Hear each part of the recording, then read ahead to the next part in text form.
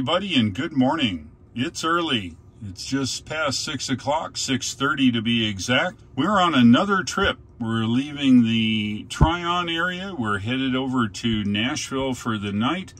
From there in the morning, we'll head up Highway 24 across Highway 60 through Springfield up to Peculiar. I'm going to meet my buddy Lee. He and I are taking the long-range Model Y here, and we're headed north here on 35 all the way up into Duluth and then points north, and we're going to do some fishing on Lake Superior. We'll be doing that for 3 days and then heading home. What do you bring when you go on these trips, especially when you kind of drive out of range of a supercharger? Let's have a look. This is a mobile connector. It came with the car that I bought. However, I think the new cars, it costs you $200. And for $200, you get this. You get a 5, 15, 120 volt plug if you're in North America. You get a Shuku plug if you're in Europe. Has the standard Tesla charging connector here for North America, and you'll have a Type 2 connector there in Europe. Anyway, it comes in a bag, Tesla, and then for an additional cost, I purchased the NEMA 1450 adapter that plugs into the mobile connector here. So that gives me some latitude to charge whatever. In addition to the mobile connector, I have a 15-foot number 12 extension cord. It is a 520. Carries 20 amps. I have an arrangement of additional adapters, not sure exactly what I'm going to plug into, but it takes the weird one here and connects it to a 1450. I made a couple. Since I'm an engineer, I can do that. 1450 to a welder plug. Okay, and I even have yet another adapter, another style welder plug to a 1450. The mobile connector, of course, plugs into the 1450. This is a 1430 Loctal, and that goes to a 1450. In addition to that, I have what's called a Chatamo adapter. Yep, this adapter here will plug into the car, and I can plug a DC fast charge 50 kilowatts, but it's better than a sharp stick in the eye, some DC power for charging the car. All right, so then the next thing, of course, you cannot leave without. You need a good glass cleaner. And this is something I found. You can buy it at big box stores for about $2 a can, maybe a little more in the hardware stores, but this is excellent stuff. It's not expensive, but it works awesome. Some clean microfiber cloths. This is what I take when I go on trips. It covers me in case I cannot get to a supercharger. And of course, it allows me to charge in pretty obscure places. And all this stuff fits nicely in the bottom of the frunk. This is something else you should always carry when you're traveling, an accurate tire pressure gauge. This one's made by Longacre.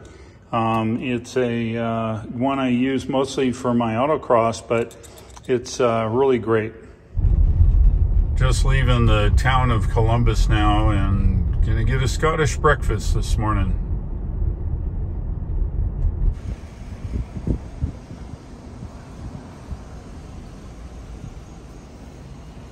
I thought I would explain this on the dashboard, and have a look. Yeah, it's a piece of black velvet. The reason it's there is because the glare off of the dashboard onto the window when I do my videos can be pretty pronounced. It's not a towel, it's not a rag, it is a piece of black velvet. It actually eats the light, so there are no reflections here up on the window. Kind of fun. Some people have asked, what do I do with my hot coffee? Well, when you get a large coffee, of course, it's filled all the way to the brim and there's no way you can drink it. So I pour 2/3 of it in here and then leave the rest in there, and then I can drink it easy. All right, we're on the road. Let's go.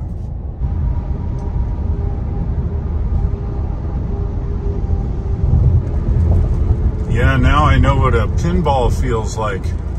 This construction is pretty wild. Left and right, back and forth, everywhere.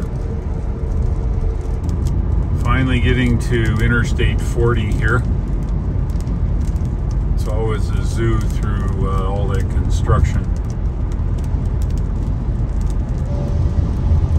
On Interstate 40 westbound now. I think we found the big rain. Nothing like starting a trip out with the sloppy weather. Yuck. All right, let's do an energy check here. We've got 65%, arrival of 30, 213 miles of range, and I've got 100 to go. So I think we're good to go.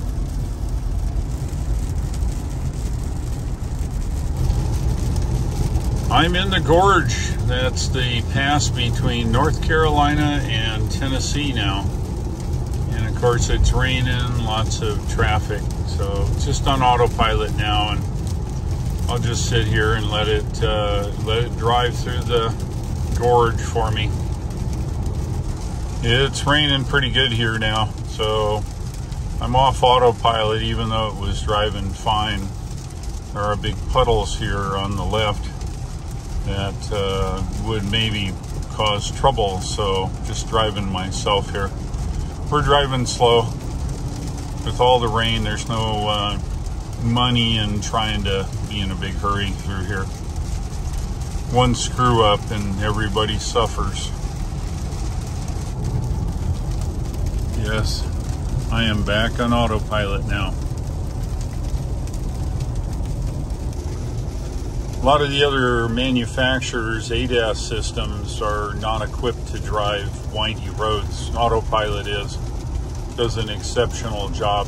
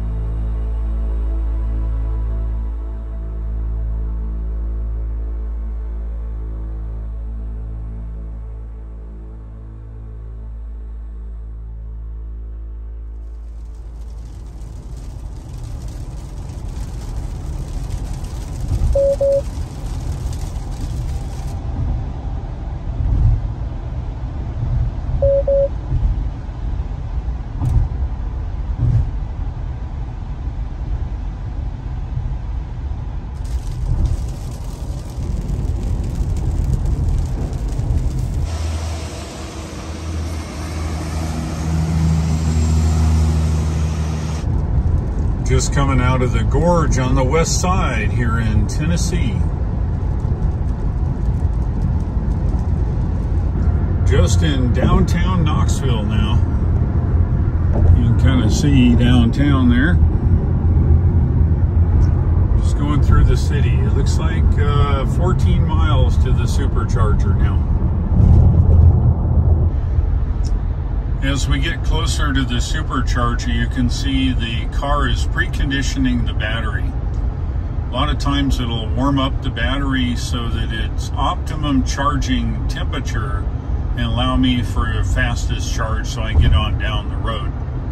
FYI, we just passed the new version 3 supercharger here in Knoxville. About 7 miles down the road is the older 150 kilowatt 8 stall.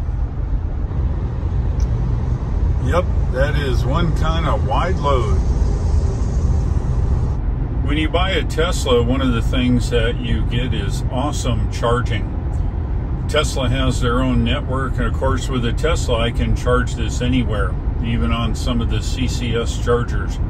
However, if you noticed here, we have a 6 where we're going. That is the number of free stalls that are available to charge. So when I arrive, I know that I'm not going to be in a waiting queue or anything like that. It's really pretty fantastic. Here's our exit, Lovell Road.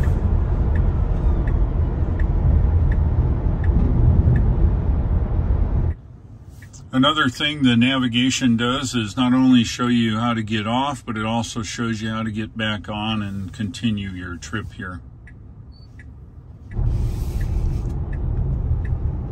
Now turn left.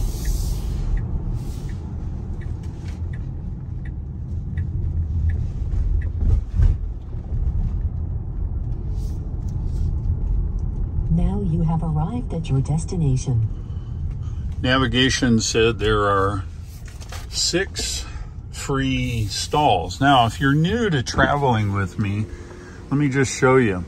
Stall 4B is on the end, then 4A, then 3A, 3B, then 3A, 2B, 2A, and so on.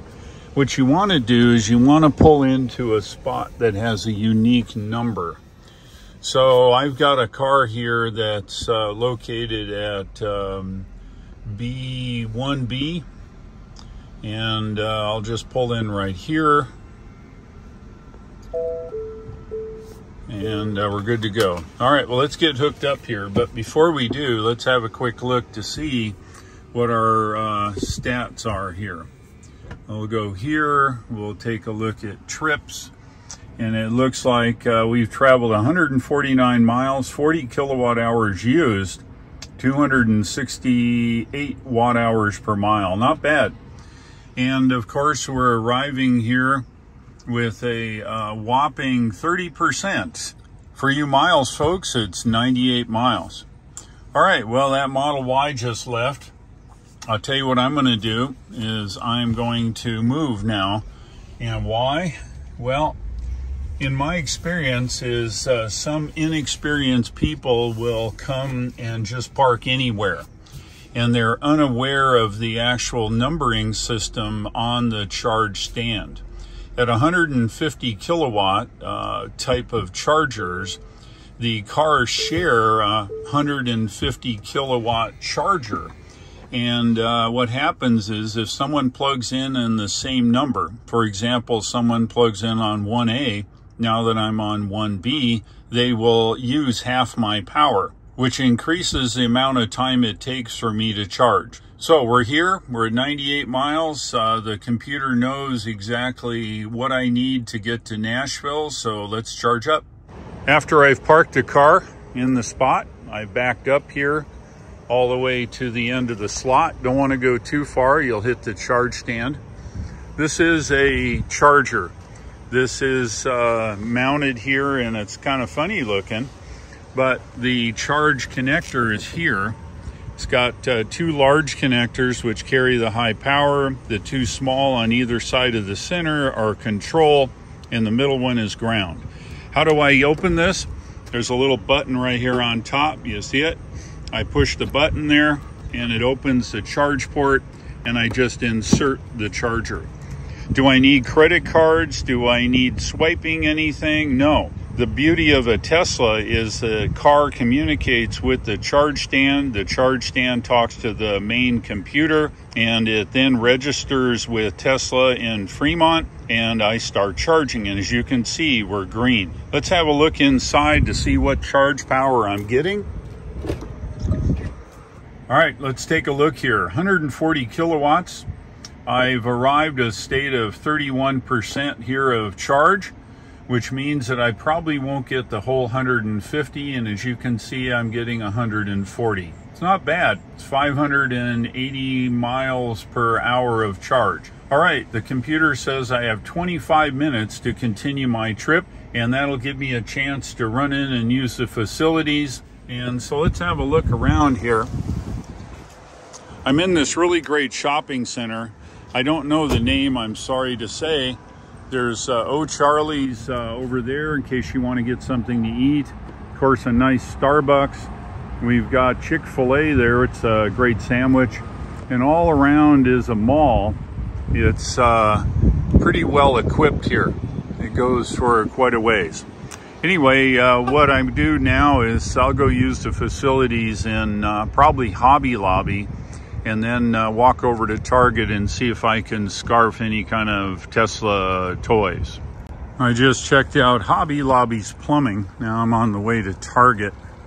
You never know what you find in the toy department at Target. This one especially here in Knoxville. Just in the short time I was in the store, an X and another Y showed up here. You see how they're all spaced out? That really is important on a 150 kilowatt charger. The first stall is 1A, then 1B, then 2A, 2B, 3A, 3B, 4A, 4B. And remember, you always want to pick a number by itself, either 1A or 1B or whatever. If you have to, because the site is full, you can park anywhere. You'll just steal part of the power from the other guy, but that's okay. Most likely they've been charging for a while and they're only down to half power anyway. All right, well, let's check it, clean the windows. Let's have a look. Looks like 10 minutes. We're down to 66 kilowatts, and it says 5% upon arrival in Nashville, now 6%. As the car determines we have enough energy to move on down the road, it looks at the arrival percentage at our destination, in this case 6%. When this guy gets down to 0, that'll probably be 15, 13%-ish is my guess. I've driven this way lots of times. Currently we're at 72% battery. If we have a look here, we see that it's at 72 or 235 miles. Now the unique thing here, of course, when you look at this, we have 166 miles to go, and yet the thing says we have 236 miles of range. Well, that's correct. However, it's looking at other factors. It's knowing that a big front is moving through. We got more rain coming this way, I believe, and we'll have a bunch of wind. And when the wind is up, the car calculates that as well and wants to make sure that we arrive with enough energy. All right, now 5 minutes to go. All right, it's been about 5 minutes, 13% upon arrival. Let's see what it's going to do here, and there it is. Okay, and as you can see, 500 feet, turn left onto Parkside Drive. All right, she's happy. Enough charge to continue my trip up here. Let's look at our arrival percentage here in Nashville. We're showing 12%. Once we get on the highway, I think we'll see that increase. And like I said, I usually let it charge another couple minutes just because my experience says if I run into 25 or 30 mile an hour winds, it'll affect my arrival a little bit. Rather have more than less. All right, we're now at 13%, and I think we're good to go. Let me get this thing unplugged. All right, so let me show you a little bit about what it takes to unplug it. Yep, it's just the opposite of plugging it in. Let's have a look. As you can see, the green charging T. All right, so you just push and hold the top here. Okay, it turns white, and you can unplug it. You stick it back into the holder and it'll hold it there. And then the charge port closes automatically. All right, we are good to go. Let's go. Now turn right onto North Campbell Station Road. Look at there, another white Model Y, long range. My brother. Up here on Interstate 40 westbound, and as predicted, 16%.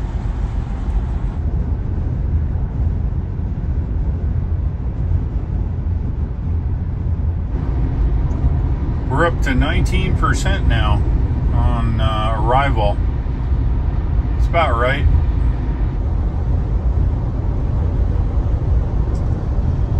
Yeah, you see everything out here on the highway. Let's do an energy check. 40%, and we arrive at 14, and when we go look at miles, 131 miles and 60 to go. We are good to go. Coming up on the right is a massive auto auction parking lot. Let's see if we get a shot of it here.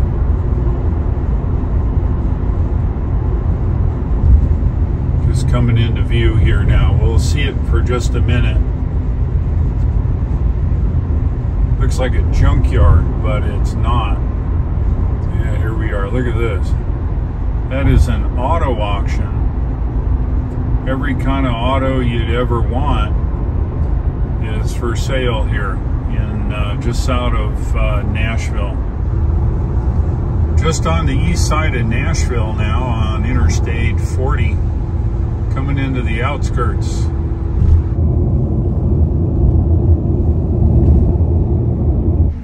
I made it to Nashville. I'm off the highway here. Got a little side streets to drive, and I'll be where I'm at. Yes, sirree, Bob, I made it to Nashville. I arrived with 15%. Now, I think that was the prediction when I left Knoxville. Pretty close. It rose to 19, and it's back to 15, exactly what it said it would be. All good. I'm here where a level 2 destination charger is, so I'm going to go ahead and charge up. I'll be here overnight, and I'll be off first thing in the morning, headed to Peculiar, Missouri via Highway 60 and Wycliffe. Don't miss it. Thanks for watching today's short video. I'll look for you in the morning, and take care.